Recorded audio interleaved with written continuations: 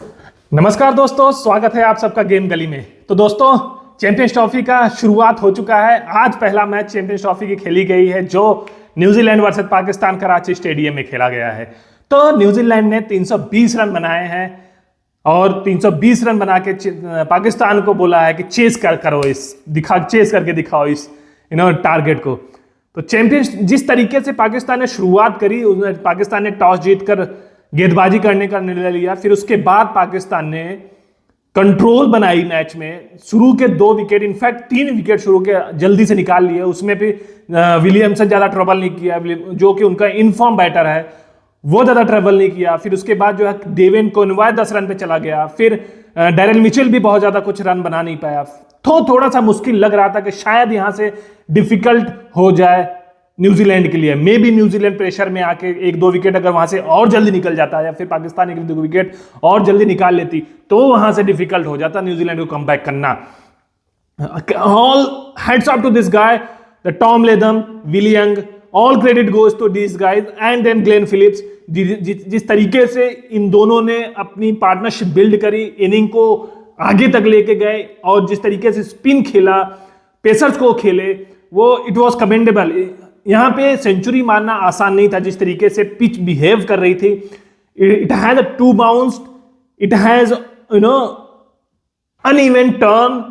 In fact spinners को drift बोल रही थी बॉल, ग्रिप कर रहा था बॉल स्पिनर्स का, पेसर्स को मदद मिल रही थी अर्ली डोज। इनफैक्ट बाद में भी जो है नसीम शाह की बॉल अच्छी स्विंग हो रही थी, सीम हो रही थी बहुत अच्छे तरीके से। तो it was not easy to bat on this pitch. Pakistan control बनाया शुरू के 10 ओवर में, 15 ओवर, इनफैक्ट 20 ओवर तक पाकिस्तान अपने कंट्रोल में रखा। ये मैच उनके हाथ से फिसला तब जब 40th ओवर के बाद जब इस टॉम लेथम ने कुटाई करना शुरू करी। टॉम लेथम और बाद में ग्लेन फिलिप्स ने, जब इन्होंने तोड़ना शुरू किया। लास्ट के आई थिंक 10 ओवर में 113 ऑड रन बनाए इन्होंने। 40 ओवर में 200 रन था। वहां से पाकिस्तान को यह गेम कंट्रोल करना चाहिए था, वहां से थोड़ी कैप्टेंसी और अच्छी करनी चाहिए थी मोहम्मद रिजवान को, और ज्यादा से ज्यादा 280, 70, 80 के अंदर ही न्यूजीलैंड को रखना चाहिए था अगर ये थोड़ा इजी बनाना था उनको ये टारगेट चेज करने के लिए। Again they have one more disadvantage कि उनका फकर जमान इंजर्ड है, वो फील्ड पे नहीं है फील्डिंग करने के। So I think he will not gonna open the innings with Babar Azam. शायद उसको लास्ट में वो खेलने आए, शुरू में वो खेलने नहीं आ पाएगा अकॉर्डिंग टू द रूल। तो देखना ये होगा कि बाबर आजम के साथ कौन आता है ओपनिंग करने, कौन आता है बैटिंग करने के लिए, और किस तरीके से ये रन चेज प्लान करती है Pakistan. I would still say that it is going to be a difficult task for Pakistan. It is not going to be easy.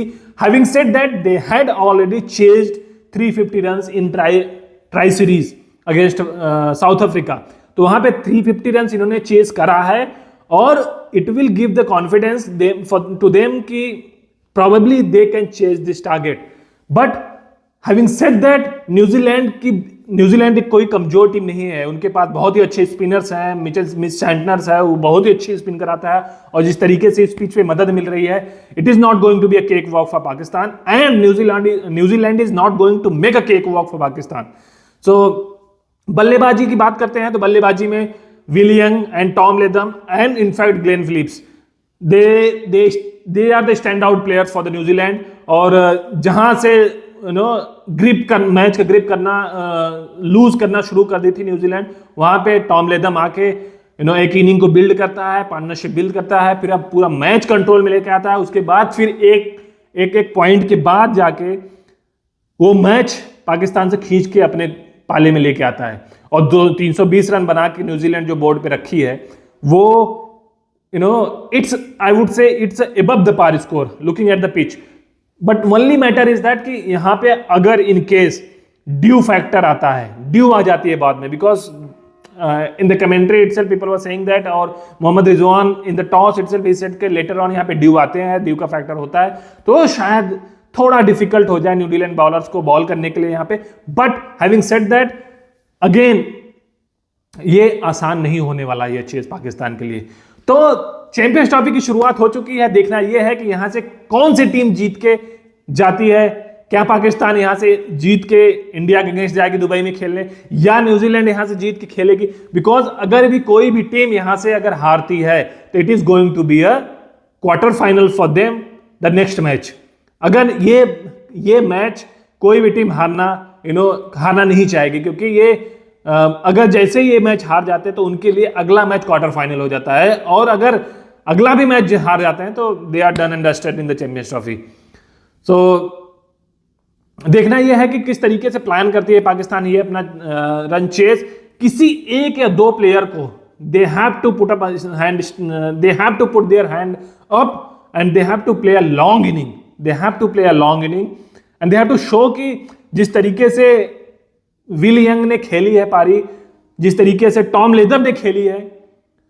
आप विलियम की पारी देखोगे शुरू में, तो आई वांटेड टू से वन थिंग दैट जिस तरीके से विलियम ने खेली है, पार्टनरशिप बिल्ड करी है और अपनी इनिंग को बिल्ड किया, अगर वो किसी इंडियन प्लेयर ने करा होता या कोई इंडियन प्लेयर ऐसा खेला होता तो ऑब्वियसली यहाँ पे जो जितने कीबोर्ड वॉरियर्स हैं या फिर सो कॉल्ड क्रिकेट एनालिस्ट हैं, वो बोलना शुरू कर देते कि ये बंदा अपनी सेंचुरी के लिए खेल रहा था, बिकॉज वो एक आराम तरीके से खेल रहा था। एक ओडीआई इनिंग, जैसे ओडीआई खेली जाती है, उस ओडीआई इनिंग के तरीके से वो अपनी इनिंग बिल्ड कर रहा था, और जैसे ही सेंचुरी हुई he could not do more after that, उसके बाद वो आउट होके चला जाता है। तो यहाँ पे बंदे जो बोलना शुरू कर जाते हैं कि क्या ये अपनी सेंचुरी के लिए खेल रहा था बंदा, क्योंकि सेंचुरी आने के बाद इसने टीम के लिए कुछ किया ही नहीं, कुछ खेला ही नहीं, कुछ खेल ही नहीं सका।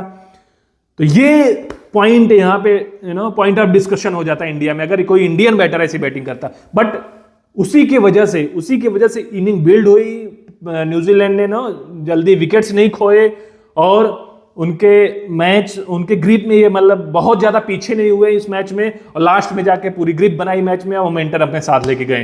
तो मोमेंटम अभी न्यूजीलैंड टीम के साथ है, और देखना यह है कि कैसी वो गेंदबाजी कराते हैं, कौन गेंदबाजी करने आता है, क्या यहाँ पे जेमिसन इफेक्टिव होगा। आई बिलीव कि he will be effective here on this pitch.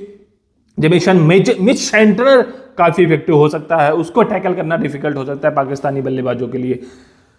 बाकी चैंपियंस ट्रॉफी की शुरुआत हो चुकी है, कल है इंडिया वर्सेस बांग्लादेश का मैच, इंडिया का मैच दोस्तों, वो भी मैच देखेंगे। उस पर भी जो है आप लोगों को क्या लगता है, क्या बांग्लादेश थोड़ी फाइट देगी इंडिया को?